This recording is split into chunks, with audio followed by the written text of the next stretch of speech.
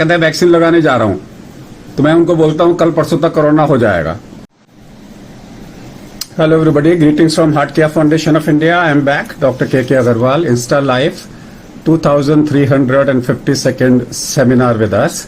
मेरे साथ में प्रोफेसर डॉक्टर अशोक रतन हैं। 10 मिनट के लिए वो मेरे साथ रहेंगे और हम एंटीबॉडीज के बारे में इनसे बातचीत करने की कोशिश करेंगे। इसमें करीबन 4-5 हज़ार लोग अभी कनेक्ट हो जाएंगे 2 सेकंड में। तो अशोक जी, मेरा सवाल ये था कि सबसे पहले मान लीजिए मैंने वैक्सीन लगवाया और मेरी आईजीए एंटीबॉडीज बन गई और आईजीजी एंटीबॉडीज नहीं बनी, मतलब मेरे को आपने वैक्सीन लगाया, चौथा दिन है, आईजीए एंटीबॉडीज कब बनती हैं? सर, आईजीए इंजेक्शन के बाद नहीं बनेंगी, वो नेचुरल इन्फेक्शन के बाद ज्यादा आईजीए बनती है। नहीं, इसके बाद क्यों नहीं बनेंगे? बिकॉज जैसे आप इंजेक्शन लगाएंगे तो IgM is the first antibody, but normal reaction जैसे जो है और वो आईजीजी में कन्वर्ट हो जाता है। तो आईजीए का फंक्शन है लोकल म्यूकोसा को प्रोटेक्ट करना। ओके, सो वैक्सीन से आईजीए एंटीबॉडीज नहीं बनेंगी? नहीं बनेंगी। Okay. So let us say it clarifies further. मान लो मेरे को नेचुरल इन्फेक्शन हुआ और उसने आईजीए एंटीबॉडीज बनाई और आईजीजी नहीं बनाई। So वैसे नॉर्मल रिएक्शन ये होगा कि आईजीए और आईजीएम बनेंगी और उस आईजीएम जो है वो कन्वर्ट हो जाता है, स्विच हो जाता है। So मान लो वो स्विच नहीं हुई। हाँ, उसमें ऐसा होता है फिर सुन लो ससेप्टेबल। मेरी बात सुन लीजिए पूरा, मेरा समझने की कोशिश करिए मेरी हाइपोथेसिस को कि नॉर्मल इन्फेक्शन हुआ, mild, इनएडिक्वेट non neutralising binding antibodies बनी, आईजीए बनी, थोड़ी आईजीएम भी बनी लेकिन आईजीजी नहीं बनी।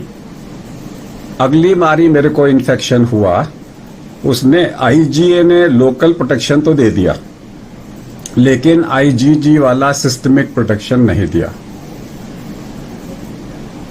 क्योंकि अभी क्या हो रहा है, हम लोग री इन्फेक्शन में क्या देख रहे हैं यहाँ पे, हम लोग री इन्फेक्शन में एंड कोविड के बाद वैक्सीन या वैक्सीन के बाद कोविड में जो हम देख रहे हैं, हम ये देख रहे हैं कि लंग्स तो इन्वॉल्व नहीं हो रहे, they have very high CRP and very high fever and they have high D dimer and they have high low platelet count। ये क्यों हो रहा है? We need to understand कौन सी ऐसी पैथोफिजियोलॉजी। मेरे मन में ये हो रहा है, क्या ये थियोरेटिकल पॉसिबिलिटी है कि आईजीए तो बन गया लेकिन आईजीजी नहीं बना, तो लोकल पुलिस तो आ गई लेकिन स्पेशल पुलिस फोर्स नहीं आया, तो लोकल पुलिस ने निमोनिया तो बचा दिया या कम कर दिया लेकिन स्पेशल पुलिस नहीं थी तो सिस्टमिक इन्फ्लेमेशन हो गया। So that is one possible, because जो इन्फेक्शन है वो लंग्स में होता है क्योंकि ACE2 रिसेप्टर्स हैं और इंटीमा में भी है। On the blood vessels also there is ACE2 receptors, so the virus can enter the intima and cause thrombosis and clotting to be set up.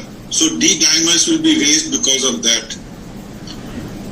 We are only trying to find out। हमारे को 2 चीजें हमें समझ में नहीं आ रही। एक तो यह है कि आज वैक्सीन लगाओ, लोगों को कल कोरोना हो रहा है।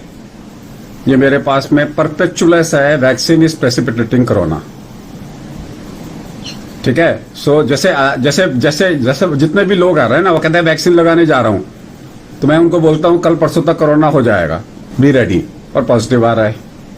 और ये अब परपेचुअस हो गया है। मतलब जो आदमी मेरे से पूछता है कि आज मैंने, अगर उसने मुझे फोन किया, बोले कल वैक्सीन लगाया, मैंने कहा कोरोना पॉजिटिव आ गया कि नहीं आ गया, बोले हाँ आ गया। मतलब now it has become so routine.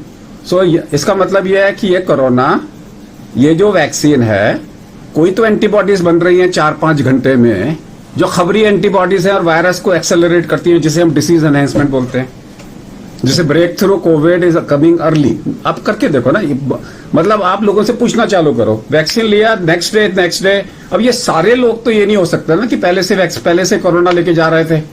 ये तो यू रिमेम्बर जो हम रिव्यू कर रहे थे इजराइल की स्टडी, उन्होंने वो देखा कि this was of course Norwich, which was analyzing Israel study. They found that looking at the data, that persons in the first week after vaccination were twice as likely to be COVID positive than if those who were not vaccinated.